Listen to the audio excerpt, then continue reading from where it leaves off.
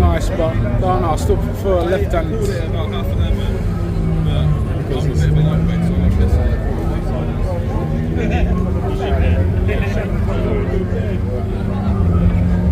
Where did we go?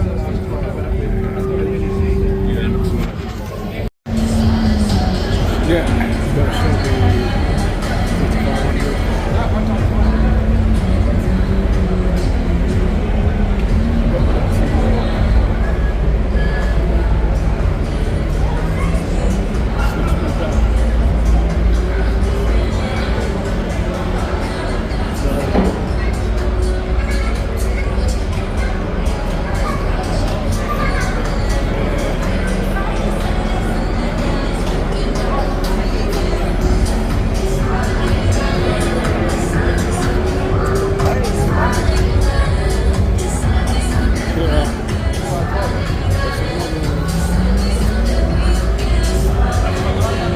With young people down in Devon Cornwall.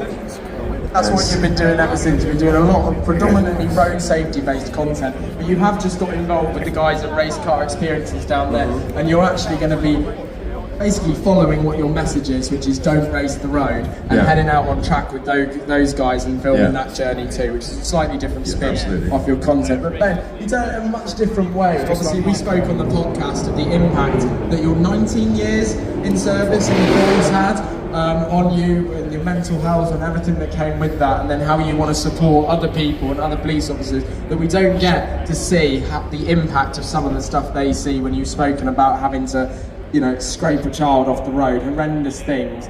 I know, decent car. So, hello everyone, we are Motor Addicts. This might be one of the last times we say this. It's quite sad actually, that sounds quite sad. It is a bit, isn't it? And for everyone else it's going, thank goodness. Yeah, that's it, shut them faces. So we are Motor Addicts, we have a YouTube channel, this is us here, look, big writing.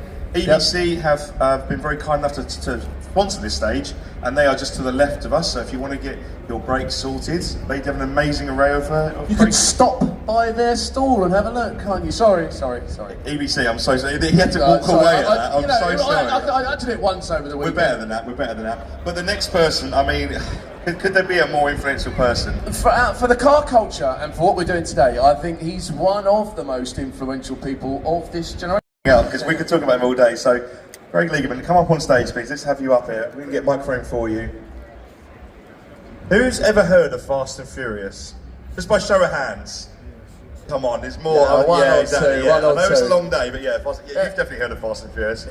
It was a film, wasn't it, Nick? It was a film. Yes. It was a film. It was a legacy, and we were just talking about Craig's involvement. But the floor is yours, so I'll leave you to it because it's a fascinating story. Okay. Back in 2000, the Japanese car culture went bigger in California, and then the Eagle side went to a street race. The producer, the director, and other people, and they said we're going to do a movie about street racing, right? So they did some research, they read a magazine article, and they said, we're gonna make this movie. So I'm standing at a car show just like this with my little yellow Supra Mark IV, and this old guy walks up to me and he asks me a bunch of questions, tell me about this, tell me about that, blah, blah, blah, blah, blah, and he walked away, gone. 2 weeks later, I get a phone call at my office. I was working for a company called Super Street Magazine. You ever heard of it? It's like Max Power. And he calls me up and he says, I see your ads in the magazine. We're making a movie called Red Line. Can I come talk to you for a little bit? Sure, come on down. Comes to my office, gives me his script, and he says, I saw this fabulous yellow Supra 2 weeks ago. I said, that was my car, you don't remember me?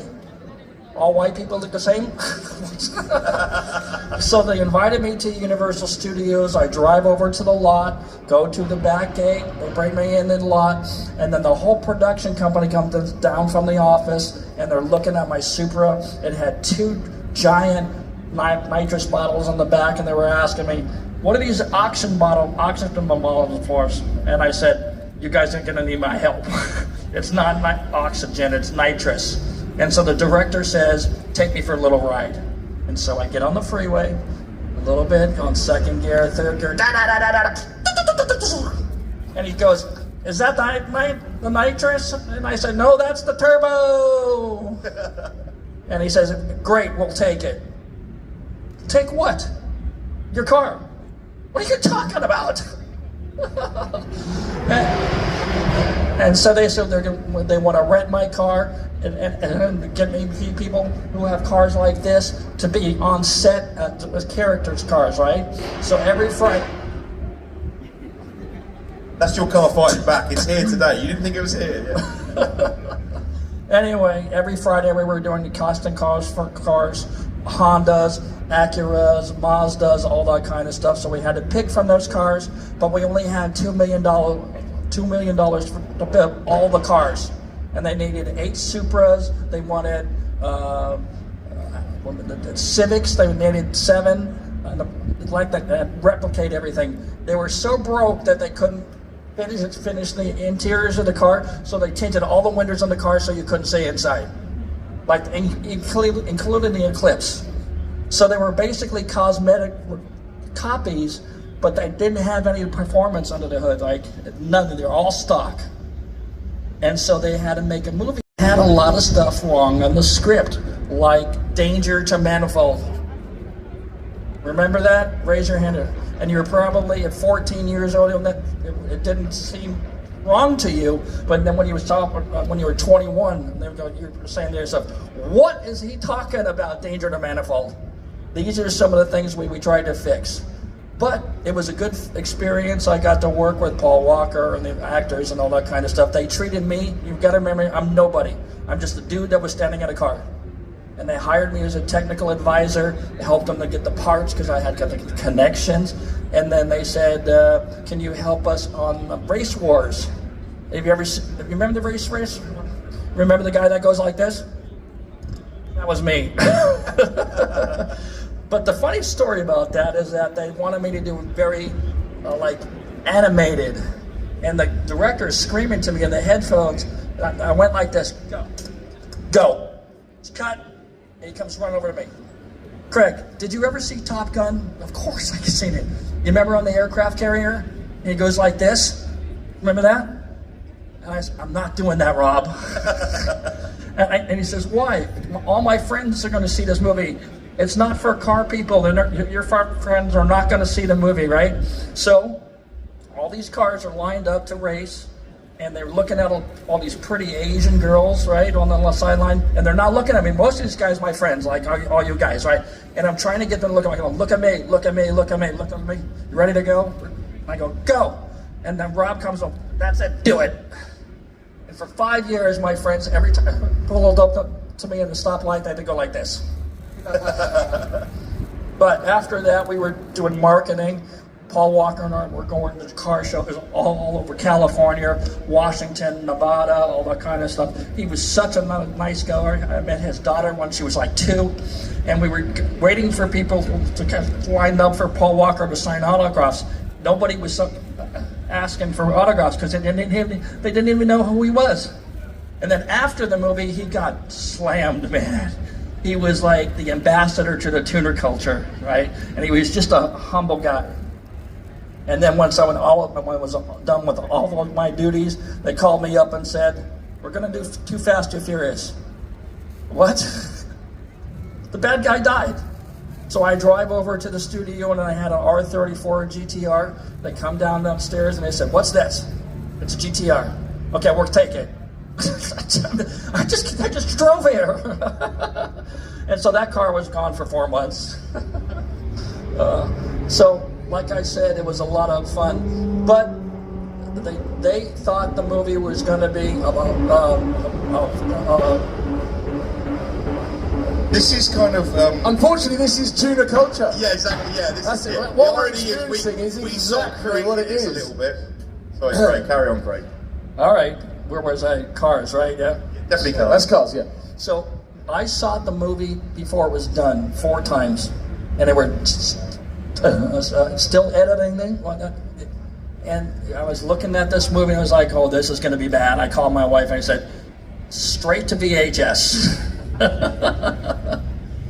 Okay, so I go to the theater on opening night. I did the premiere and with the actors and all that kind of that. That doesn't mean anything.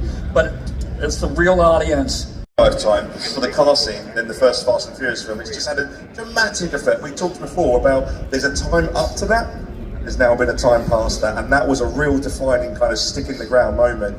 Do you feel very honoured to be part of that, looking back on those moments? I'm humbled, right? Because, like I said, it was dumb luck that I was there with the right car at the right time, with the right Rolodex. Some of you kids don't know what a Rolodex is, but you can look it up on the internet, right? And it's just the luck. My book says, chapter 1, dumb luck. And that tells the story. Thank you so much for joining us. Can we please have a massive round of Craig applause for Levein, everyone. We can talk to you all day, but thank you so much. It's an What an absolute icon. pleasure to meet you. Thank you so much for your time. Thank you. So next we have the Motor Addicts Awards. Just a generic theater. The kids in the morning in the movie at the hijack sequence with the Civics, the whole audience jumped up and yeah! And I called my wife. I think we're gonna have a cult hit. But they treated me very well, and it was a good experience. I didn't talk about these movies until about 2018 because nobody in the United States cares about those cars or the movie. But I go to Germany, and these people are like mad. Whoa, you're the guy from the Fast and Furious. No, I was there for it. And I just take some pictures and made some notes, and I have documentation. So I'm trying to tell these stories on my YouTube channel. I'm flabbergasted that I have so many fans and the people coming to me and asking questions that I've answered like 3,000 times, right? But it's always fun telling these stories because all these new kids are coming up, right? And they're getting into the tuner culture, and it's very growing right now because of these movies. The second time around, it died out in 2008, and now it's getting big again. So. The film came out in 2001, am I right? Yeah. So there are people watching that film now who didn't exist when it first came out, who can now drive a car. That's how long ago it was, but it was so impactful, and it was very much of the time, because times have changed and with the performance and everything nowadays, but it inspired a whole culture, and I think the culture was always there, but it just gave a voice to the culture, and now it was recognised. You know, people can go and watch it in the movies, whereas they were just the annoying kids in the parking lot down the road. But this is a thing, this is a whole culture. Exactly what we can hear there. They, us, and everyone would have watched the film, and that's what they're doing, and it's a cultural thing. It has changed and evolved, for sure. But back then, nobody was talking about it. In 2002 through 2008, drifting was...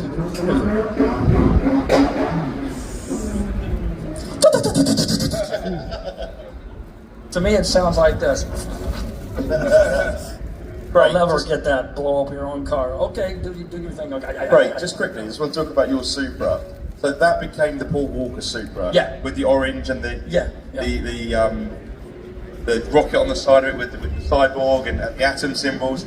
When you see that, I mean, there's a shop there that's probably got 15 or so of them. There's probably kids with bags in it. When you see that, you're blown away that that's your Supra, you know, in a form, orange, but you had yours yellow. But do you think that's bonkers that that's your Supra it's modeled on? To be honest, when I saw those graphics, I thought they were childish. Nuclear gladiators, a woman riding on a rocket, and I'm not going to go into details with that. You can figure out what I'm talking about. And I said to my friend, after these cars come out, nobody's going to follow us because these cars are ridiculous. And in fact, I drove my Supra to a car show, and a bunch of people walking around about, what are you doing in that car? And that's before the movie come out. Now, I look around the world on Facebook, on Instagram, there's tens of thousands of replicas of these cars. And it's weird, but seeing it that it's my car, it's really, really weird.